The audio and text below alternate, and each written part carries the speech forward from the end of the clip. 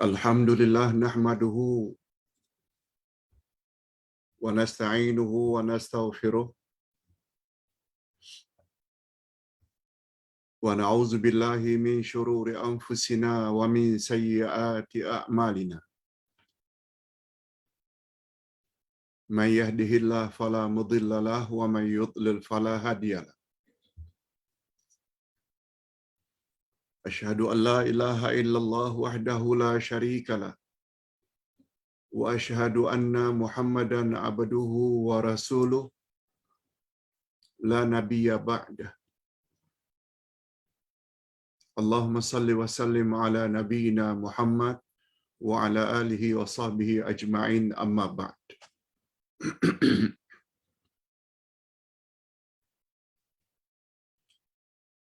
Hadirin dan hadirat serta para pemirsa yang saya hormati, Assalamualaikum warahmatullahi wabarakatuh.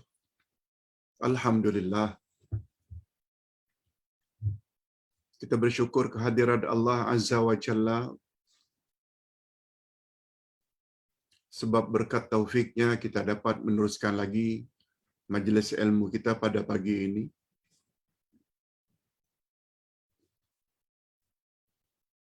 Mudah-mudahan dengan pertambahan ilmu,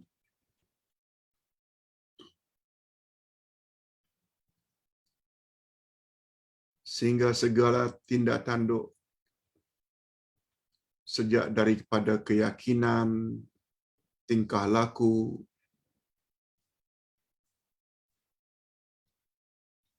yang kita lakukan senantiasa bersesuaian dengan Al-Quran dan Sunnah Nabi Sallallahu Alaihi Wasallam. Topik kita pada pagi ini yaitu kunci yang ke-11. Berdasarkan buku 30 kunci kebahagiaan, kunci yang ke-11, setiap kesulitan pasti ada kemudahan. Setiap kesulitan pasti ada kemudahan.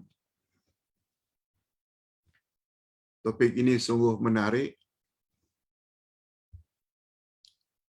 sehingga orang-orang yang memahami hakikat ini, mereka tidak lekas bosan untuk berbuat baik,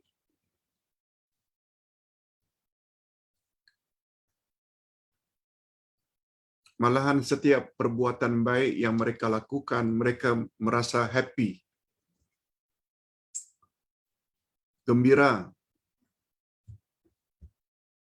sebab mereka akan tahu kesan dari kesusahan yang mereka lalui akan muncul kesenangan kemudian hari. Sama ada untuk jangka panjang atau jangka pendek.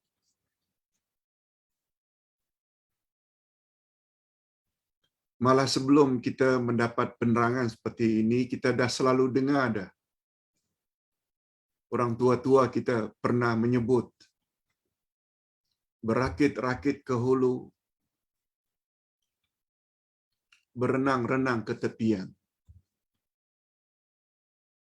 Bersakit-sakit dahulu, bersenang-senang kemudian. Allahu Akbar.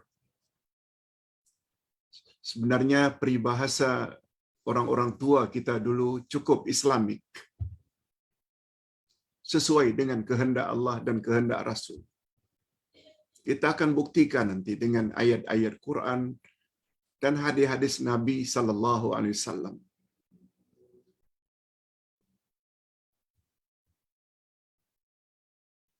Sebagaimana orang-orang tua juga pernah mengatakan, sesal dahulu pendapatan, sesal kemudian tidak berguna. Sebabnya bila dalam hidup ini, hidupnya suka rileks, santai, nanti akan menyesal. menjelang mati, menyesal tak habis-habis dalam kubur, lebih-lebih lagi penyesalan itu di alam akhirat. Karena ternyata tidak layak mendapat ganjaran reda dan syurga Allah. Tapi barangkali justru sebaliknya, akan mendapat murka dan neraka Allah. Dan sebelum itu, di dalam kubur dia akan disiksa. Na'udzubillah min dzalik. Okey, kita baca. Topik, setiap kesulitan pasti ada kemudahan.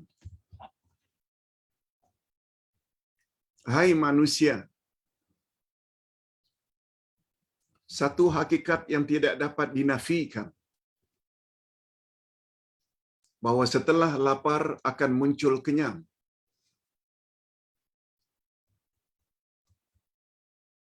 Hanya saja macam mana tidak dapat kenyang tanpa usaha. Makan, mengunyah, menelan, mesti ada usaha. Setelah lapar akan datang kenyang dengan izin Allah. Setelah dahaga akan muncul kepuasan. Setelah susah tidur akan muncul tidur yang nyenyak. Setelah sakit akan muncul sehat.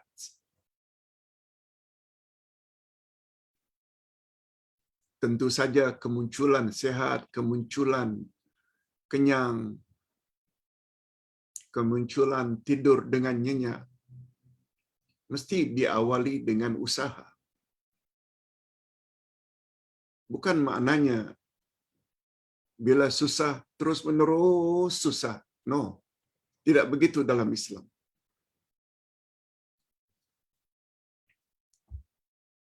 Setelah kesulitan yang kita lalui,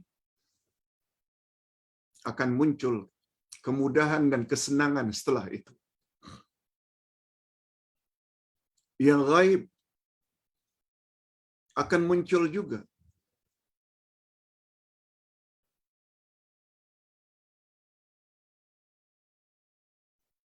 Kita beriman akan adanya syurga dan neraka. Itu gaib. Dan itu pasti akan muncul nanti setelah kiamat. Timbang menimbang amalan. Perkara gaib juga. Sesuatu yang kita wajib yakini. Dan pasti setiap manusia akan lalui. Siratal mustaqim. Gaib juga. Dia akan muncul. Jangan sampai tak percaya adanya siratal mustaqim. Jembatan yang mesti kita lalui untuk menuju syurga. Dia perkara gaib. Tapi dia akan muncul nanti. Sebabnya orang-orang beriman sebelum berbuat apa-apa mereka mesti iman dulu kepada yang gaib. Buktinya pada awal surat Al-Baqarah ketika Allah menceritakan tentang sifat orang-orang yang bertakwa. Apa kata Allah? Setelah menyebut A'udzubillahi minasyaitonirrajim. Zalikal kitabu la raiba fihi hudal lil muttaqin. Ini adalah Quran, tidak ada sedikit pun keraguan di dalamnya, pedoman bagi orang-orang yang bertakwa.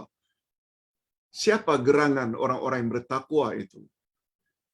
Yang pedoman utama mereka adalah Al-Quran. Allah explain pada ayat berikut. Alladzina yu'minuna bil ghaib. Mereka yang beriman kepada yang gaib. Iaitu sesuatu yang wujud tapi kita tak nampak. Dan yang paling utama adalah zat yang maha ghaib yang telah mencipta kita, yaitu Allah Subhanahu wa ta'ala. Siapa Allah? InsyaAllah kita akan mulai nama Allah pada kuliah subuh pada Ahad yang akan datang.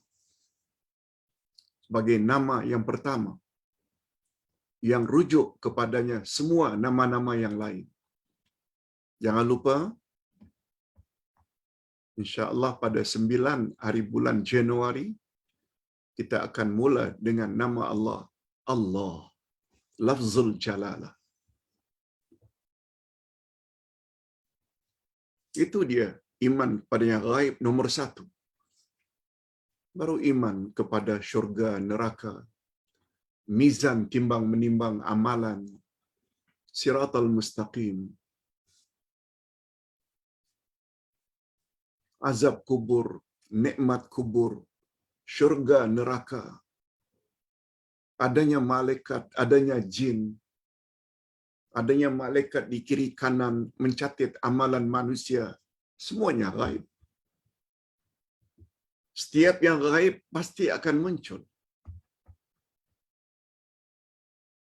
Yang gelap akan terang. Demikian sebaliknya. Sudah terang akan gelap. Allah Subhanahu wa taala berfirman menjelaskan perkara ini dalam surat Al-Maidah ayat 52.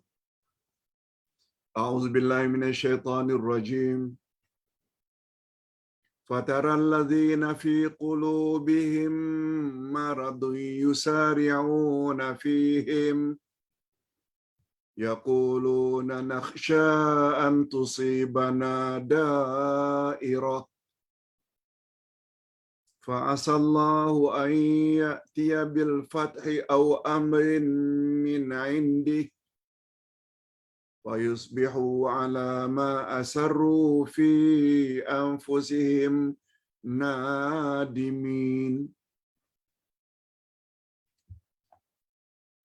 Maka kamu akan melihat orang-orang yang ada penyakit dalam hati mereka. Maksudnya orang yang ada penyakit dalam hatinya, orang munafik.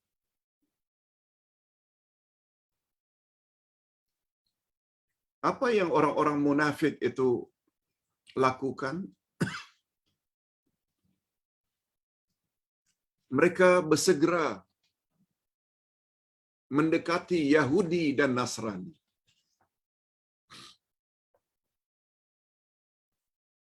Lalu mereka berkata, kami takut akan mendapat bencana. Mudah-mudahan Allah akan mendatangkan kemenangan kepada Rasul-Nya atau sesuatu keputusan dari sisinya. Maka karena itu mereka menjadi menyesal terhadap apa yang mereka rahasiakan dalam diri mereka. Demikian sifat orang-orang munafik. Selalu saja takut. Kalau mengikuti ajaran yang sebenarnya.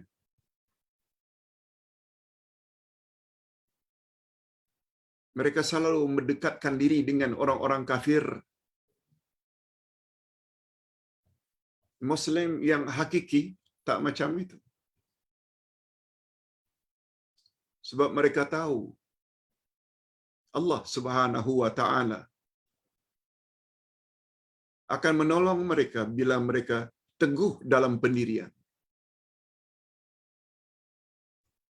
Apalagi Allah berjanji pada ayat 7 surat Muhammad, in tansurullah yansurkum. Bila kamu tolong Allah, maknanya tolong agama Allah, Allah akan tolong kamu. Orang munafik tak macam itu. Bimbang saja. Itu sebabnya mereka selalu mendekati orang-orang kafir. Kononnya dengan pertolongan orang kafir mereka akan selamat.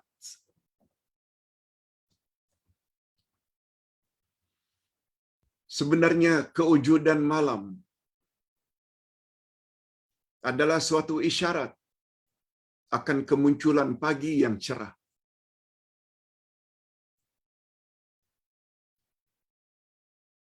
Itu sebabnya ada firman Allah, "Wadduha wal laili idza saja." Demi masa duha, yaitu matahari naik sepenggalahan, dan demi malam apabila gelap gulita.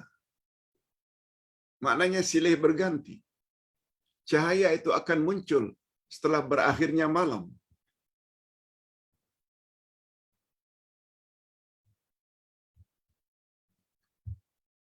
Sebenarnya kewujudan malam suatu isyarat akan kemunculan pagi yang cerah.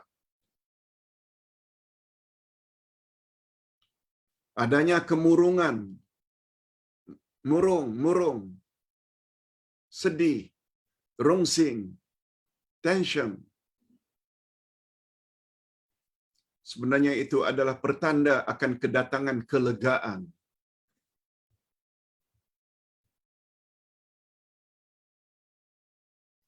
Itu sebabnya sebenarnya kemurungan dia bukan berkekalan.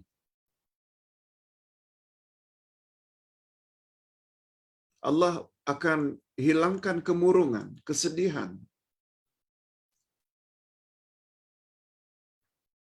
Antara lain kata Nabi, apabila kamu murung, apabila kamu sedih, minta bantuan Allah dengan membaca doa ini. Ini doa ini. Doa yang boleh menghilangkan kemurungan. Kata Nabi, "Ya Hayyu, Ya Qayyum, birahmatika astaghits." Ini yang namanya istighasah. Astaghits itu dari kata istighasah. Minta kepada Allah agar dilindungi dari malapetaka. Itu istighasah. Kata Nabi, apabila kamu murung,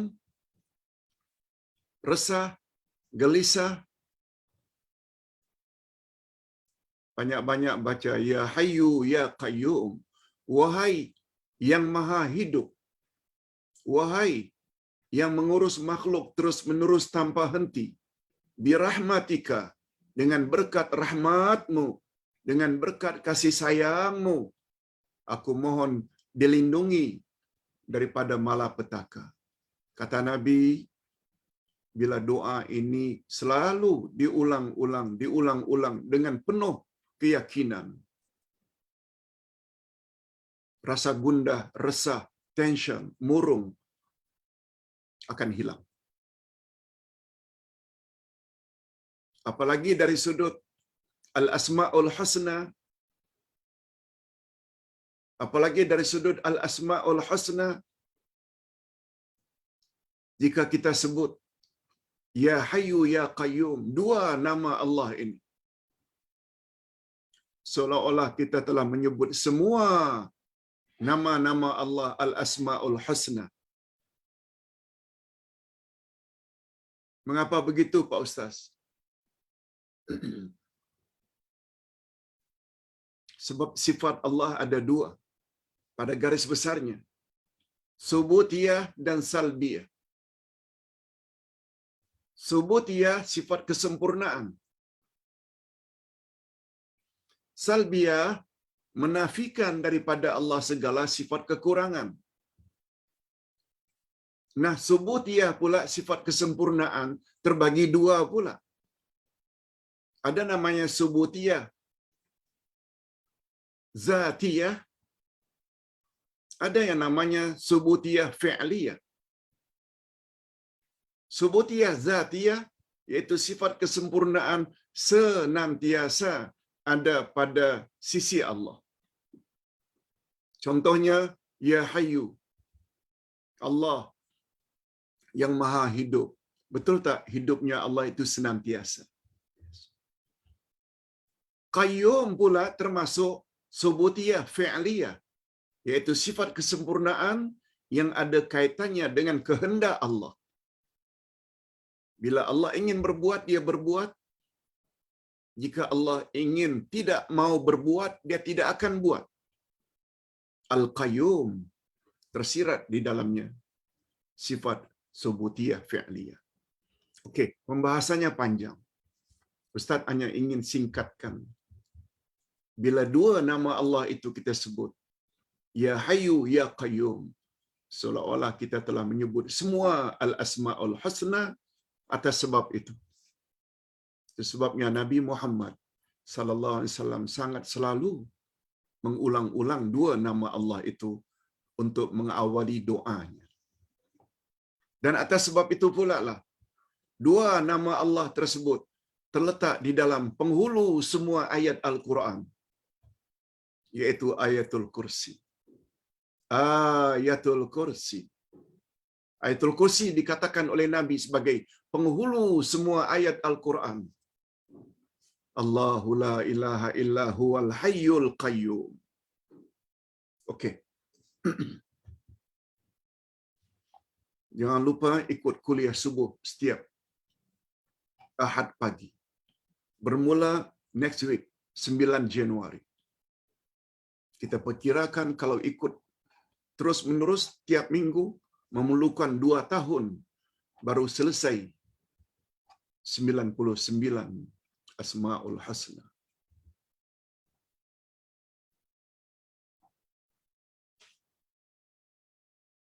Oh, lama betul lah Ustaz, payahlah Ustaz. Itu yang Ustaz tak mau dengar. Tak senang hidup di akhirat, tak senang hidup dalam kubur, tapi tak mau berpayah-payah.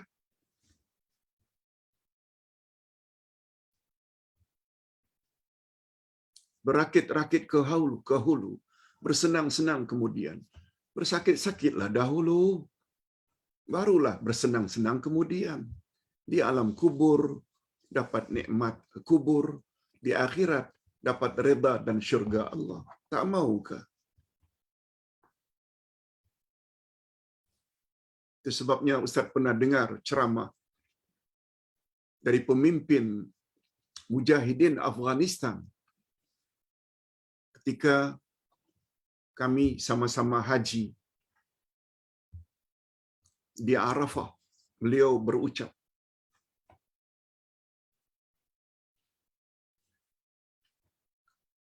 untuk menuju syurga tidak terbentang permaidani merah untuk menuju ke syurga. Untuk menuju ke syurga bukan dibentang dengan permaidani merah, tapi jalan menuju ke syurga penuh dengan onak dan duri yang tajam-tajam. Faham-fahamlah kita maksudnya. Untuk masuk syurga itu perlu bersusah payah. Perlu dalam hidup ini kita lihat ranjau, duri supaya jangan terpijak. Tapi kita tetap akan menuju ke syurga. Bukan saja salat fardu yang 5, juga buat salat malam, tahan ngantuk. Sirami anggota dengan uduk air dingin. Bersedekah, infak. Untuk naik haji bersusah payah. Itu maksudnya. Jalan ke syurga penuh dengan duri dan onak yang perlu dilalui. Baru boleh sampai ke syurga.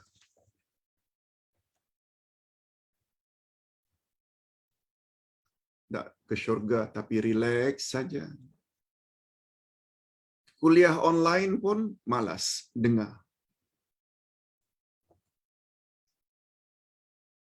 Padahal tak perlu bepergian ke mana-mana. Jika kamu melihat Sahara, padang pasir yang luasnya tidak bertepi, dengan kepanasannya yang mencengkam, ketahuilah dan yakinilah bahawa di balik itu semua akan muncul wadi dan lembah yang subur menghijau dan keteduhan yang nyaman. Jika kamu melihat tali yang dicerut dengan kuat dan semakin kuat, yakinilah bahwa tidak lama kemudian tali itu akan putus dan terlerai. Begitu digambarkan oleh pengarang. Ustaz hanya menterjemahkan saja untuk mudah kita mendapat motivasi. Sesungguhnya setiap genangan air mata, sedih, menangis, akan berganti dengan senyuman. Itu maksudnya. Setiap kesusahan, kesedihan, di balik itu ada kegembiraan. Setiap ketakutan akan diikuti dengan keamanan. Setiap kepanikan akan diikuti dengan ketenangan. Api Namrud untuk membakar Ibrahim tidak mampu membakar Ibrahim dengan tauhidnya yang kental. Dengan tauhidnya yang mantap, api Namrud untuk membakar Ibrahim berubah dengan kehendak Allah. Dari kepanasan api berubah menjadi dingin dan keselamatan. Bagaimana firman Allah dalam Al-Quran, Allah berfirman pada api, Kuni bardan wasalaman ala Ibrahim. Sejuklah, dinginlah wahai api, dan selamatkan Ibrahim. Allahu Akbar. Itu sebabnya sebelum Ibrahim, diriwayatkan bahwa sebelum Ibrahim dilempar oleh Raja Namrud ke dalam api, malaikat mendekatinya sambil menawarkan jasa. Kamu perlu pertolonganku, wahai Ibrahim. Ibrahim jawab. Ibrahim tanya, pertolongan apa? Tanganmu telah diikat, kakimu telah diikat. Sebentar lagi, Raja Zalim Namrud akan lemparmu ke dalam api. Mau aku tolong? Coba dengar jawab Ibrahim. Betapa mantapnya tauhid Ibrahim.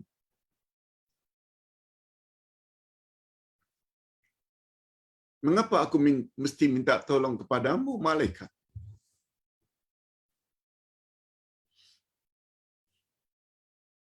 Api itu makhluk. Engkau juga makhluk. Aku hanya akan meminta pertolongan kepada yang mencipta api. Bukan engkau yang cipta api. Lalu Nabi Ibrahim pun baca doa yang cukup terkenal.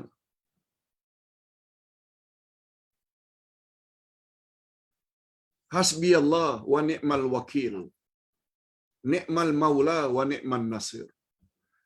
Cukuplah Allah sebagai penolongku. Dan Allah adalah sebaik-baik penolong. Ulang banyak-banyak.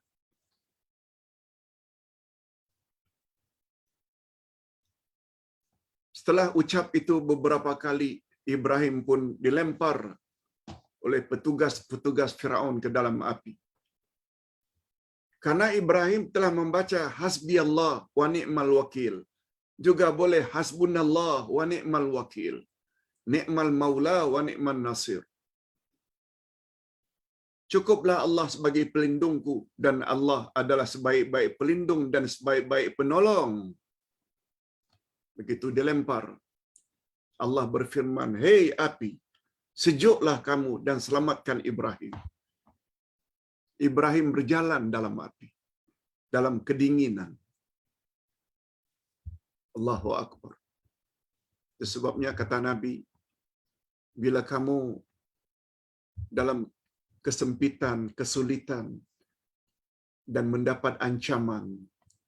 Banyak-banyak baca itu. Sebagaimana Nabi Muhammad sallallahu alaihi wasallam baca perkara atau doa yang sama, zikir yang sama ketika beliau dikepung untuk dibunuh oleh orang-orang musyrikin penyembah berhala Makkah. Berkat bacaan itu, mereka tak nampak ke mana Nabi Muhammad pergi. Allahu Akbar.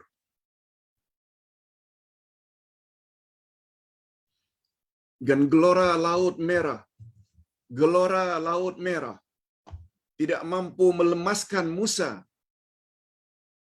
kalimullah. Berkat suara lantang yang benar lagi ikhlas. Musa menyampaikan kebenaran pada Firaun. Firaun tak senang hati. Lalu Firaun ingin membunuh. Allah beri kelebihan pada Nabi Musa dengan tongkatnya pukul Laut Merah lalu menjadi jalan. Nabi Musa selamat. Firaun yang juga masuk pada jalan yang sama lalu dikatup oleh Allah Laut Merah. Akhirnya musuh utama Nabi Musa tersebut, Firaun dan tentera-tenteranya mati lemas. Sedangkan Nabi Musa selamat. Allahu Akbar.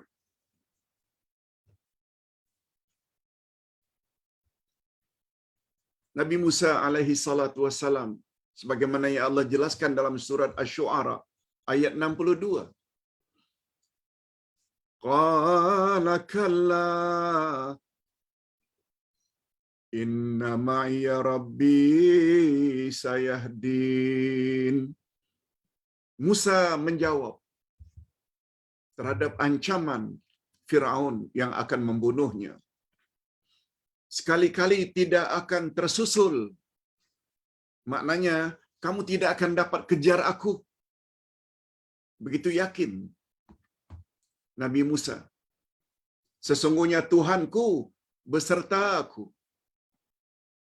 Kalau Tuhanku besertaku, dia dalam ilmu akidah membawa makna al-ma'iyatul khasah, iaitu pertolongan Allah. Allah pasti akan tolong aku, kelak dia, yakni Allah, akan memberi petunjuk kepadaku. Macam itu sikap para nabi. Nabi Ibrahim macam itu. Nabi Musa macam itu. Nabi Nuh macam itu. Nabi Lot macam itu.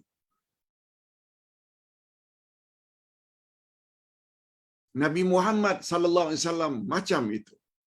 Itu sebabnya siratal mustaqim. Kelompok pertama yang mendapat siratal mustaqim adalah nabiyin. Sebagaimana kita selalu sebut berdasarkan ayat 69 dari surat An-Nisa. Ulaika ma'al ladzina an'ama Allahu 'alaihim minan nabiyyin was-siddiqin wasyuhada was-salihin. Nabiyin disebut dahulu. Itu sebabnya dalam hidup ini ikut jejak langkah para nabi. Terutama Nabi Muhammad sallallahu alaihi wasallam.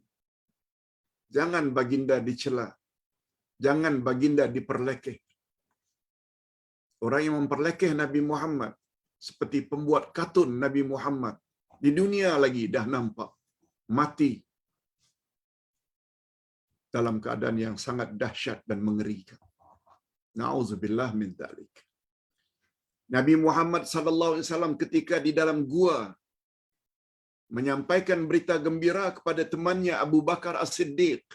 Ini As-Siddiqin pertama ini bagi umat akhir zaman. Bahwa hanya Allah yang Maha Esa bersama kita. La tahzan. Jangan sedih wahai Ibrahim. Maaf, jangan sedih wahai Abu Bakar. Innallaha ma'ana. Allah bersama kita. Sehingga orang kafir tidak dapat cari Nabi Muhammad. Walaupun mereka sudah berada di luar gua. Akhirnya mereka berdua memperoleh keamanan kemenangan dan ketenangan. Ini Nabi dan Siddiq ini. Mengapa tak jadi idola kita?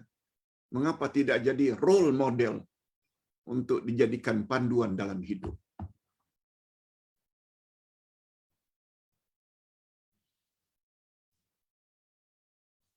Hanya orang yang tidak beriman sahaja. Na'udzubillah. Hanya orang yang tidak beriman sahaja yang mempunyai pandangan dan pemikiran yang sempit. Yang mereka selalu fikirkan tidak lain kecuali kesusahan, kecuali kecelakaan, kecuali kesempitan. Itu saja. Alah, susahlah kalau kita ikut Nabi. Alah, susahlah kalau kita ikut macam Abu Bakar. Sebab apa? Sebab syaitan mau macam itu.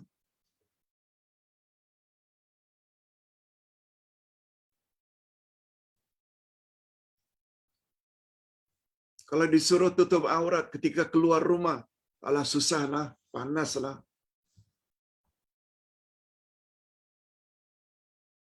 Kalau disuruh tahajud, kalau disuruh buat salat rawatib, qabliyah, ba'diyah. Kalau disuruh salat berjamaah, khasnya bagi lelaki dewasa, susahlah, susahlah. Itu tanda-tanda orang tersebut kurang beriman. Tak mantap imannya.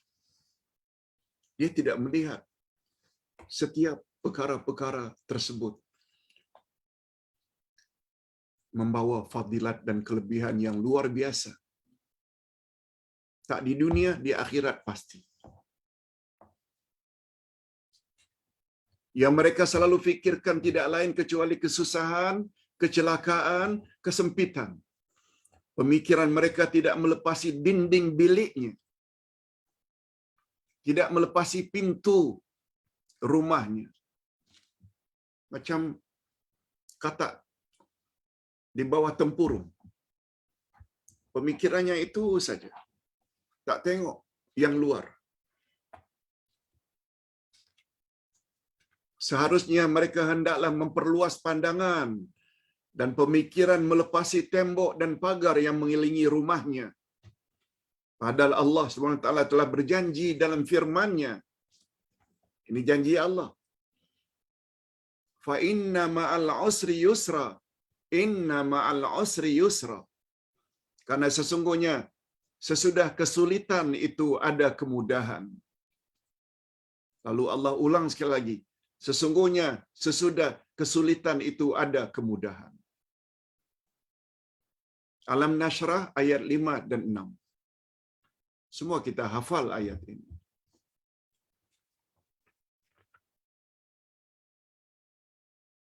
Nanti Ustaz akan jelaskan dengan lebih detail mengapa pada al-usri pakai alif lam. Yusra pula tidak pakai alif lam di depan.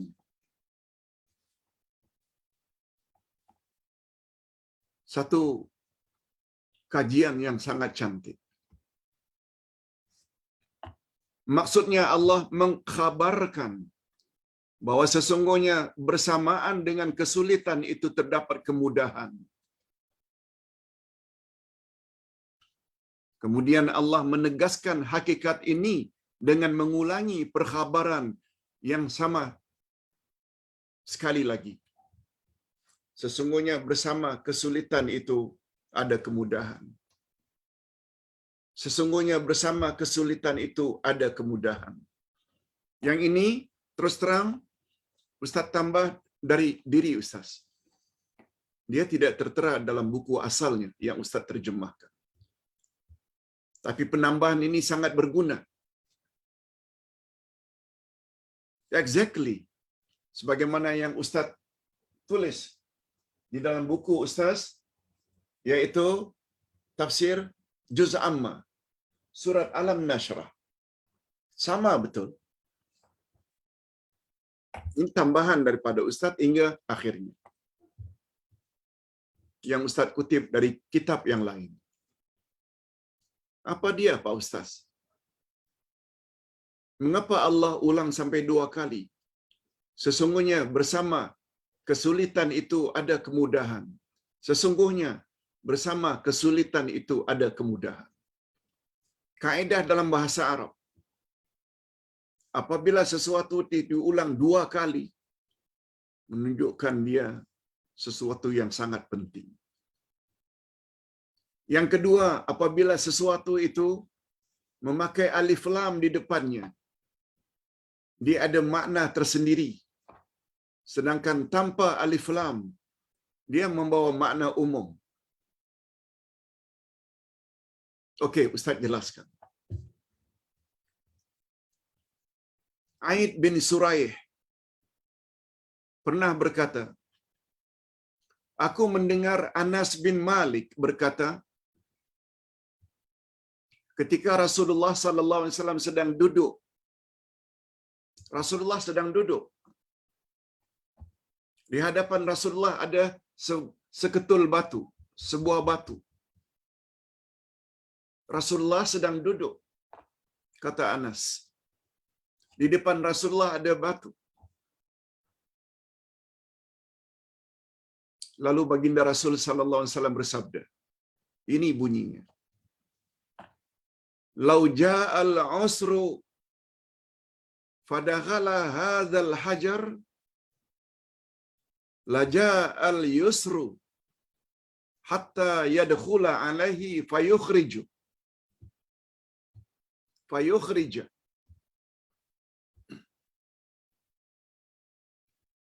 Dengar baik-baik. Kata Nabi di depan batu. Yang didengar oleh Anas bin Malik. Sekiranya kesulitan itu datang, lalu masuk ke dalam batu ini. Nabi tunjuk batu itu. Niscaya pasti akan datang pula kemudahan kalau dalam batu ini dimasuki oleh kesulitan. Pasti akan datang kemudian kemudahan, lalu masuk juga dalam batu yang sama. Lalu kemudahan keluarkan kesulitan dalam batu tersebut.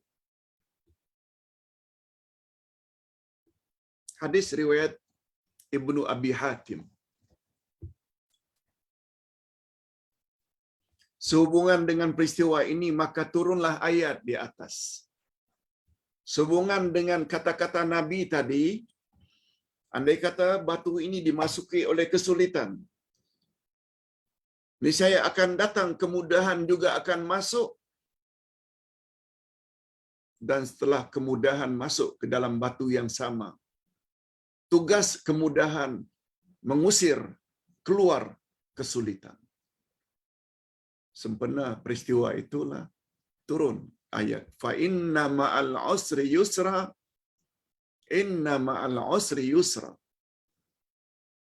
Sesungguhnya bersama kesulitan itu ada kemudahan, sesungguhnya bersama kesulitan itu ada kemudahan.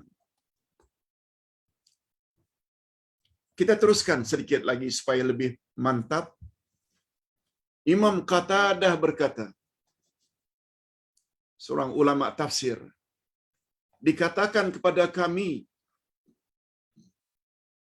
kata Imam Qatadah, dikatakan kepada kami bahwa Rasulullah sallallahu alaihi wasallam pernah menyampaikan berita gembira kepada para sahabat dengan ayat di atas.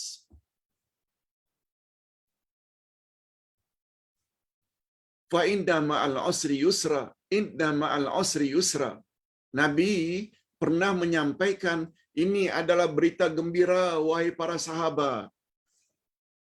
Kandungan ayat ini mengandung berita gembira untuk kita wahai para sahabat.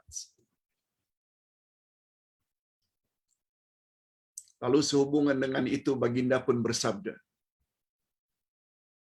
la yaghliba usrun yusrain.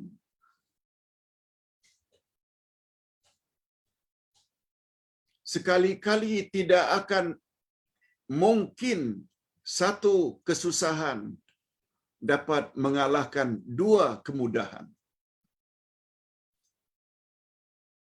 Lan yaghliba. Ingat kaedah dalam bahasa Arab, bila penafian penggunaan menggunakan lam dalam kaedah bahasa Arab, lam ini dipanggil harfun nafi lil abad. Huruf nafi yang peranannya abadi selama-lamanya.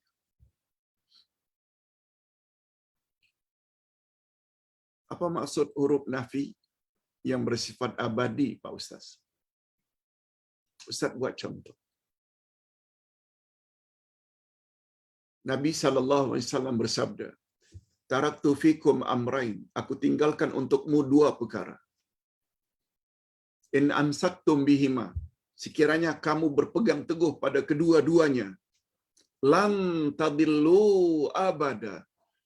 Sekali-kali kamu tidak akan mungkin sesat selama-lamanya. Lihat, Nabi gunakan lan tadillu.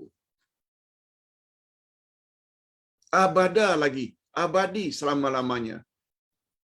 Dan dua panduan itu Quran dan Sunnah. Lalu kita masih ragu lagi ke? Malah orang yang mengajak kepada Quran dan Sunnah oleh setengah pihak dikatakan sesat, sesat, sesat. Na'udzubillah. Dilabel dengan bermacam-macam label.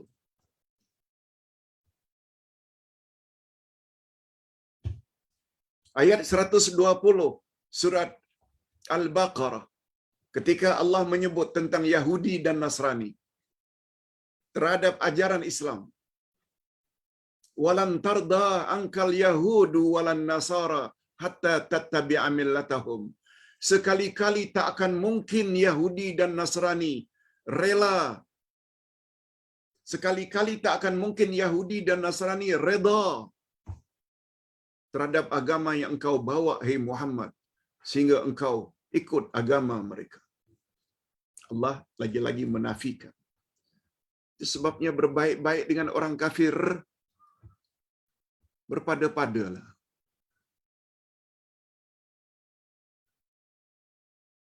Apalagi memberi peluang kepada mereka untuk jadi pemimpin kita. No. Semuanya menggunakan lam.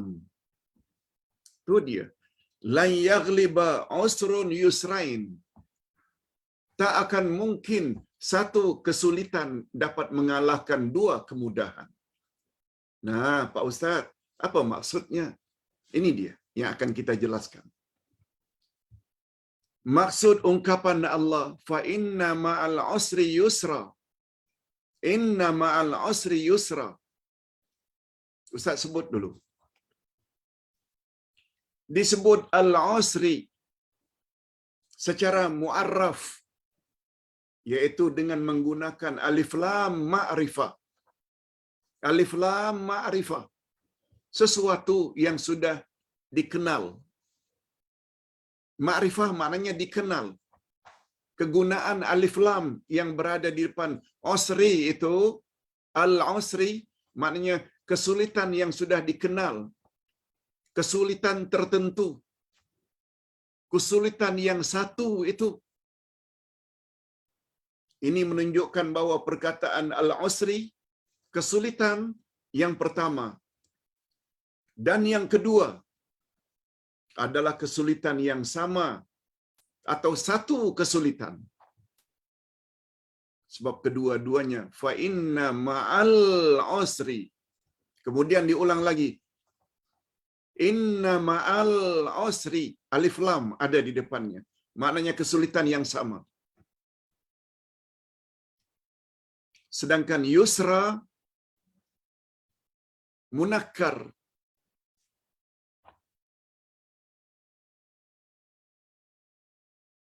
Disebut secara munakkar, yaitu nakira. Makna nakira yaitu disebut tanpa alif lam ma'rifah. Bukan al-yusra, tapi yusran. Kedua-duanya yusran.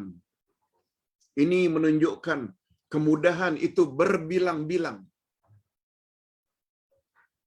Kesimpulannya, kesulitan pada dua ayat itu adalah kesulitan yang sama, Sedangkan kemudahan pada dua ayat itu adalah kemudahan yang berbeza.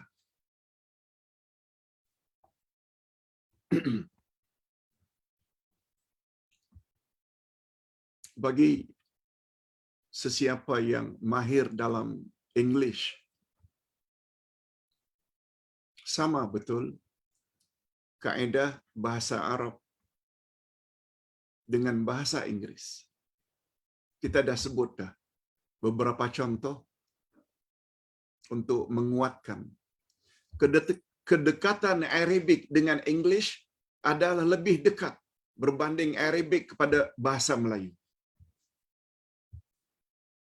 Dulu kita pernah sebut tentang to be. Raghibtu fika. Aku suka padamu. Raghibtu anka. Aku benci padamu.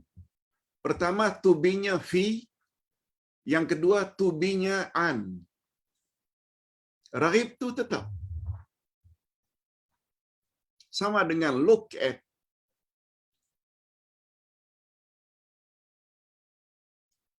Beza dengan look after. Lock up, lock up, penjara. Lock down, PKP. Lock sama-sama lock. Look juga beza. Look at, melihat. Beza dengan look after. Look down. Dan lain-lain. Lockdown lain lagi. PKP. Arab pun macam itu juga.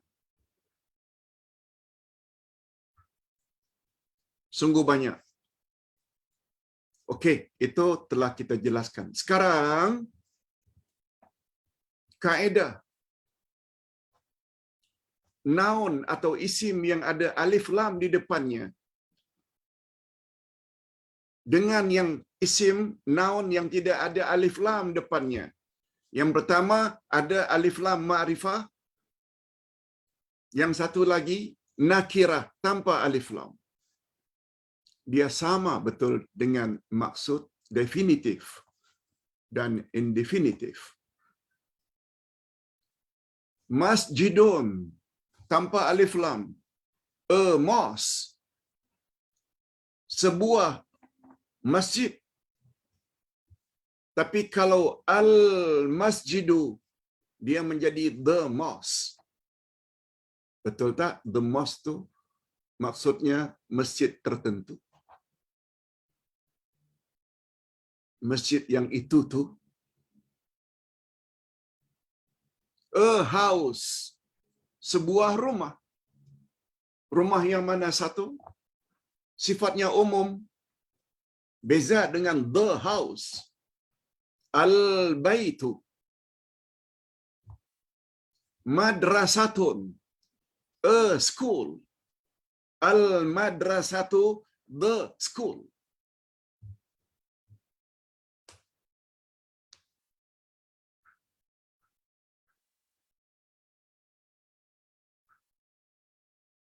Itu sebabnya apabila PA kita menyampaikan kepada bos, bos, si fulan yang bernama itu tu dari syarikat anu tu, yang alamatnya di situ tu ada di luar, tidak jumpa tuan. Boleh tak? Dalam bahasa Arab, arsil ilayya ar-rajul. Arsil ilayya, kirim kepadaku, ilayya ar-rajul, the man. Ya, boleh. Send me the man, the man. Karena sudah disebut namanya, dia dari syarikat mana, addressnya di mana, bos sudah tahu orang tersebut. Send me the man. Minta maaf, Ustaz bukanlah mahir sangat dalam English.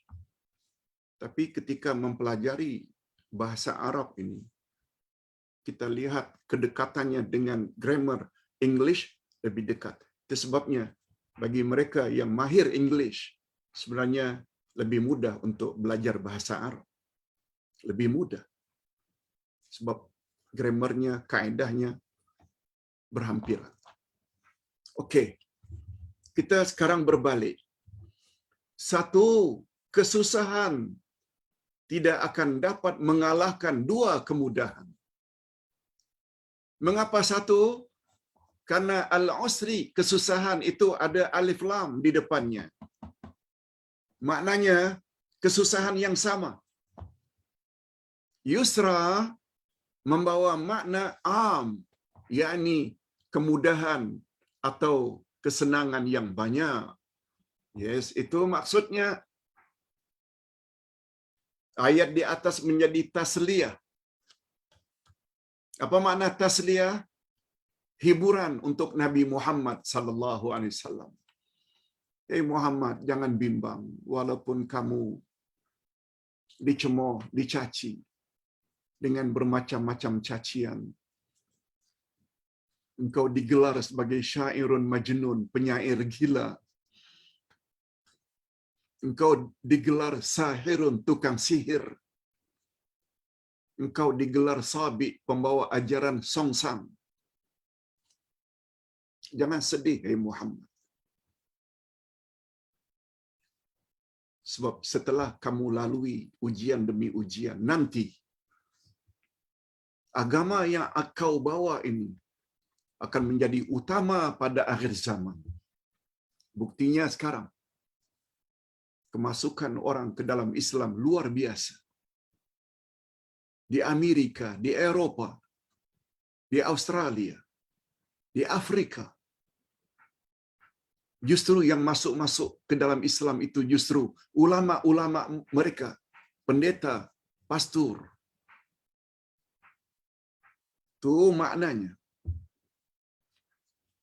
Ayat di atas menjadi tasliyah atau hiburan untuk Nabi Muhammad sallallahu alaihi wasallam, bahwa Allah Subhanahu wa taala akan menggantikan keadaannya daripada fakir kepada berkecukupan. Daripada lemah akan menjadi kuat. Daripada permusuhan kaumnya kepada kasih sayang kaumnya kepadanya. Termasuk juga kemudahan di dunia dan di akhirat. Setiap penyampai kebenaran kena faham hakikat ini. Itu sebabnya jangan give up, jangan serik bila orang tuduh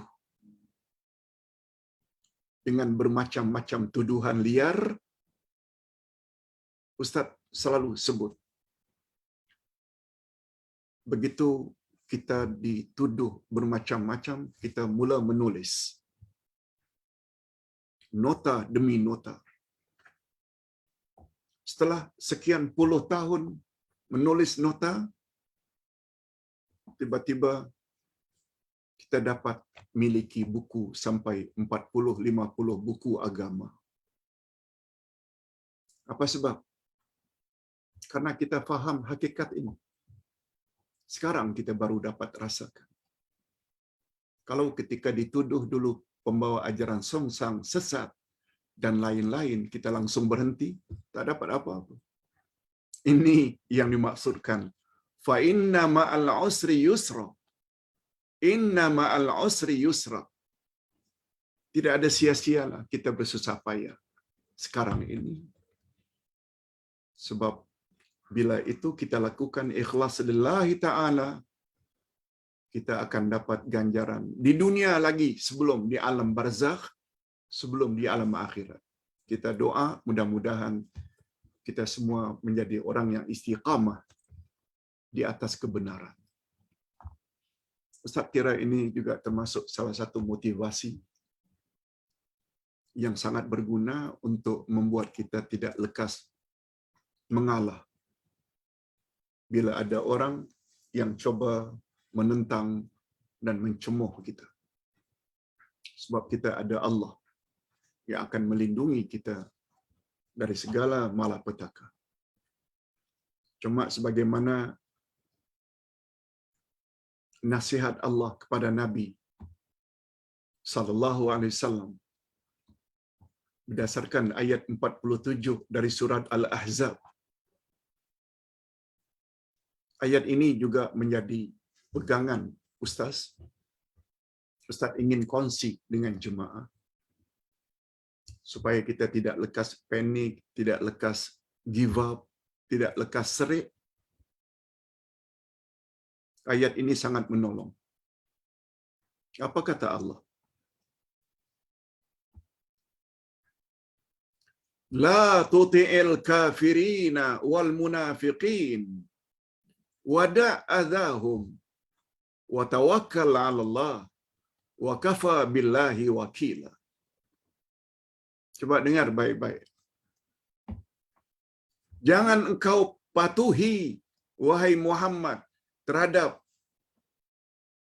gangguan-gangguan orang kafir dan orang munafik. Wala tuti'il kafirina wal munafiqin. Jangan kamu patuhi, jangan kamu taati non-Muslim, kafirin, wal munafiqin, orang Islam yang tak suka kepada Islam yang engkau bawa. Jangan patuhi. Wada' adahum. Jangan hiraukan gangguan-gangguan mereka. Termasuk label, gelaran. Jangan hiraukan. Tapi ingat, pada masa yang sama, apa kata Allah? Wa tawakkal 'ala Allah. Berserah dirilah kamu kepada Allah. Wa kafa billahi wakila. Cukuplah Allah sebagai pelindung. Cukuplah Allah sebagai penolong. Bangkit sepertiga akhir malam. Berdoa pada Allah, buat tahajud, buat witir. Berdoa pada Allah agar Allah selamatkan dari gangguan-gangguan mereka. Jangan tak pedulikan, tapi pada masa yang sama tidak dekatkan diri pada Allah. Syarat dekatkan diri pada Allah. Sebagaimana yang dilakukan oleh Nabi Ibrahim alaihi salatu wassalam. Sebagaimana yang dilakukan oleh Nabi Musa alaihi salatu wassalam. Sebagaimana yang dilakukan oleh Nabi Muhammad sallallahu alaihi wasallam. Tawakal itu nomor satu. Wa kafa billahi wakila. Wa tawakkal 'ala Allah. Itu sebabnya 2-3 minggu yang lalu ketika membahas buku Hakikat 2 Kalimah Syahadat, 10 perkara yang boleh merosakkan 2 kalimah syahadat. Yang pertama sekali dari 10, bila kita tawakal kepada selain Allah. Itu yang membuat hancur kita. Tawakal mesti kepada Allah. Nomor 1. Baik. Hadirin dan hadirat, sisa waktu Ustaz cuba untuk menjawab beberapa pertanyaan semampu yang boleh. Pertama sekali. Pak Ustaz, ada video yang menyebut tentang perbezaan zikir dengan selawat.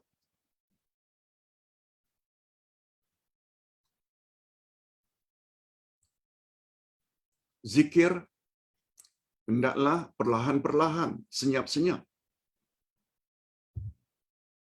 Tapi selawat hendaklah disebut dengan jelas dan nyata. Dengan kuat. Hadirin dan hadirat, Ustaz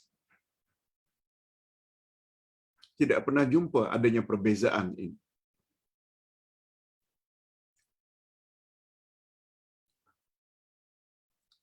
Bagi Ustaz, kedua-duanya adalah sama. Tak perlu dibaca dengan kuat.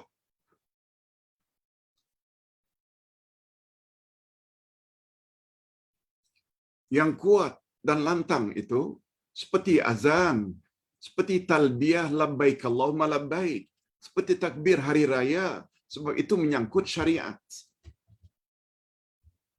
Bagi Ustaz lebih cenderung sama ada selawat ke atas Nabi. Begitu juga zikir pada Allah.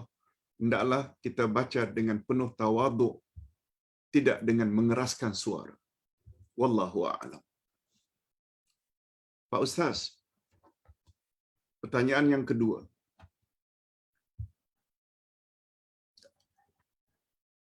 Apakah ada, Pak Ustaz, salat sunat musafir?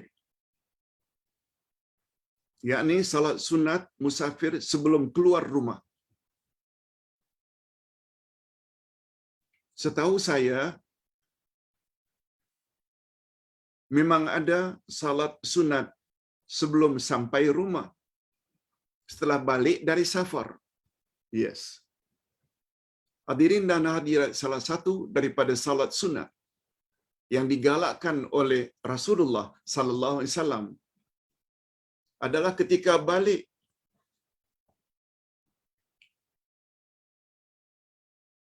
kalau perlu kita salat dulu di surau atau di masjid yang berdekatan sebelum sampai rumah. Begitu anjuran Nabi. Ustaz ada sebut di dalam buku himpunan salat-salat sunat Nabi Muhammad sallallahu alaihi wasallam. Adapun tidak keluar rumah yang dinamakan dengan salat sunat musafir tak pernah ada dari Nabi. Cuma yang datang dari Nabi, bila kamu tidak keluar rumah untuk musafir setelah masuk waktu, hendaklah kamu buat salat jamak takdim. Zuhur 4, asar 4. Tak boleh buat kasar lagi. Tak boleh. Sebab kasar itu bila dah keluar daripada lingkungan, keluar daripada kawasan. Ustaz buat contoh. Jam 2 Ustaz berangkat dari rumah atau jam 1:30, Zuhur dah masuk. Pesawat jam 3 di KLIA. Berangkat dari rumah umpamanya jam 1 suku. Ustaz boleh buat salat musafir Zuhur 4, kemudian dibawa asar 4. Itu namanya jamak.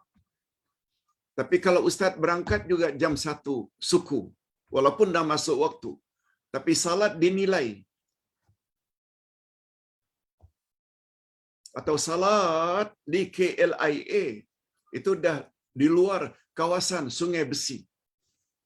Nah, di situ Ustaz boleh buat jamak dan qasar, Zuhur 2, asar 2. Yang datang dari Nabi yang itu. Bukan salat musafir khas 2 rakaat sebelum keluar rumah. Wallahu a'lam. Pak Ustaz, bagaimana pandangan Pak Ustaz tentang telekung di atas, seperti gambar di atas? Apakah dibolehkan untuk salat? Hadirin dan hadirat,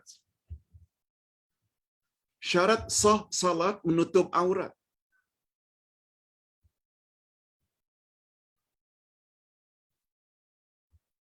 Cuma bila ada gambar dalam telekung itu, gambar salib,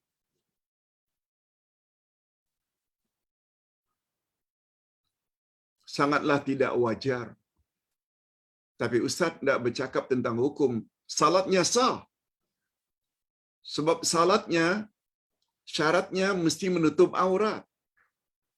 Karena dia menutup aurat, cuma salahnya wanita tersebut pakai telekung dengan gambar salib di depannya.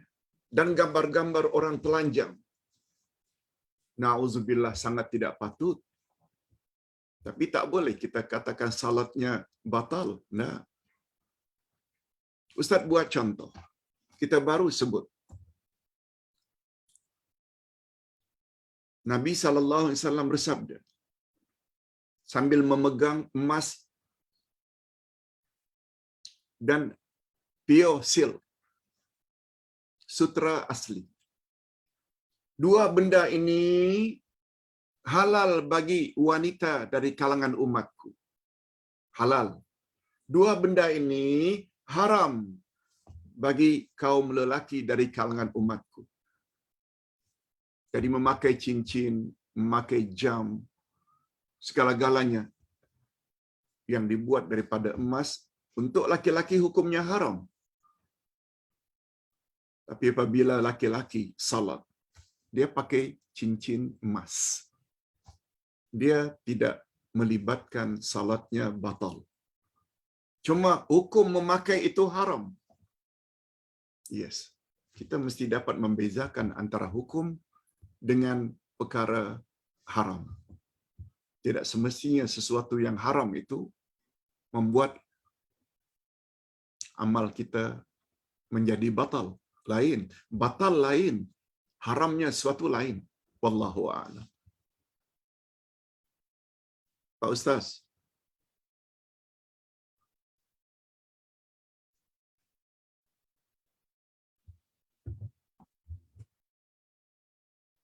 Saya ada satu persoalan. Anak saya berumur 8 tahun bertanya, apakah yang pertama sekali mula-mula Allah cipta? Pertanyaan ini macam simple, tapi saya sebagai ibu tak mampu nak jawab. Mohon penjelasan daripada Pak Ustaz agar saya boleh jelaskan pada anak. Jazakallahu khairan. Hadirin dan hadirat, para ulama berbeza pendapat tentang makhluk pertama yang dicipta oleh Allah. Masing-masing ada dalil.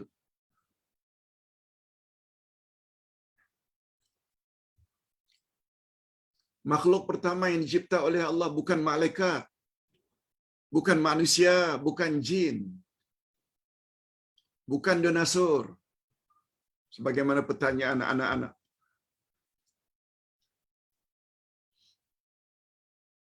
Tiga pendapat ini masing-masing membawa dalil.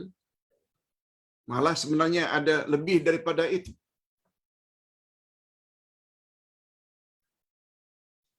Yang pertama dicipta oleh Allah adalah Arash. Yang kedua, ada yang berpendapat yang pertama-tama dicipta oleh Allah adalah Qalam. Pendapat yang ketiga, makhluk pertama yang Allah cipta adalah air. Air.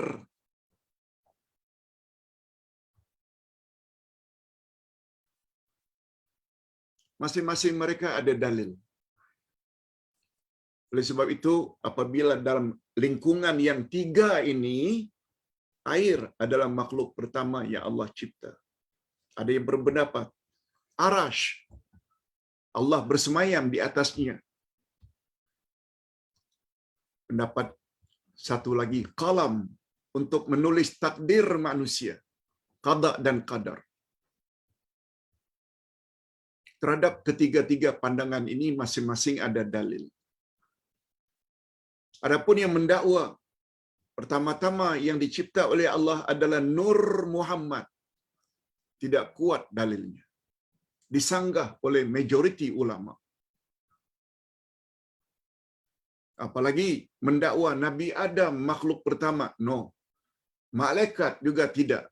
Jin juga tidak. Cuma tiga makhluk hidup ini, kalau diberi urutan, malaikat tentu lebih dahulu daripada jin. Jin lebih dahulu daripada manusia. Itu urutannya. Tapi bila ditanya makhluk pertama yang Allah cipta, ada yang mengatakan Qalam, ada dalilnya. Ada yang mengatakan Arash, dan ada yang mengatakan air. Wallahu a'lam. Ustaz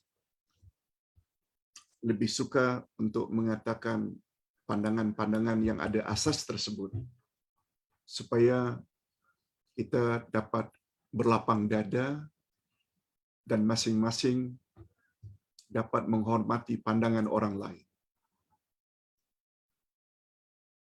Kalau Ustaz ditanya, Ustaz lebih cenderung pada yang pertama yang Allah cipta adalah Qalam. Sebab pendapat itu pendapat yang lebih kuat dalilnya. Hadirin dan hadirat rahimakumullah. Ustaz kira sampai di sini dulu yang dapat Ustaz sampaikan. Sisa pertanyaan banyak sebenarnya, ada dekat 10 lagi. Kita akan jawab pada hari-hari berikutnya insya-Allah. Kita akhiri dengan doa. Alhamdulillahirabbil alamin. Wassalatu wassalamu ala asyrafil anbiya'i wal mursalin wa ala alihi wa sahbihi ajma'in. Rabbana ighfir lana dzunubana wa liwalidina warhamhum kama rabbawna shighara. Rabbana hab lana min azwajina wa dzurriyyatina qurrata a'yun waj'alna lil muttaqina imama. Ya Allah ampunkanlah dosa kami dan dosa kedua ibu bapa kami, dan cucurilah mereka rahmat-Mu ya Allah sebagaimana mereka telah mendidik kami sejak dari kecil. Ya Allah, berilah kami pasangan hidup dan zuriat keturunan yang menyedapkan pandangan mata dan hati kami, dan jadikanlah kami pemimpin bagi orang-orang yang bertakwa. Ya Allah, terhadap kepahaman kami terhadap topik pada hari ini, yaitu setiap kesulitan pasti ada kemudahan. Terhadap kepahaman kami, lebih-lebih lagi terhadap ayat firman-Mu, fa inna ma'al usri yusra. Inna ma'al usri yusra. Dengan kepahaman yang betul berdasarkan kaedah-kaedah bahasa Arab. Berilah kami kekuatan ya Allah untuk melakukan sesuatu sebagaimana yang Engkau perintahkan, supaya kami dapat mengecap kesenangan di alam kubur dan di alam akhirat. Birahmatika ya arhamar rahimin. Ya Allah, ya Tuhan kami, berilah kami kekuatan untuk mentaati-Mu, untuk mentaati Rasul-Mu, sebab hanya demikian kami mendapat jaminan tidak akan sesat selama-lamanya, walaupun kami dituduh dengan berbagai-bagai tuduhan. Wa sallallahu ala nabiyyina Muhammad wa ala alihi wa sahbihi ajma'in walhamdulillah rabbil alamin. Subhanakallahumma wa bihamdik asyhadu an la ilaha illa anta astaghfiruka wa atubu ilaik. Wassalamualaikum warahmatullahi wabarakatuh.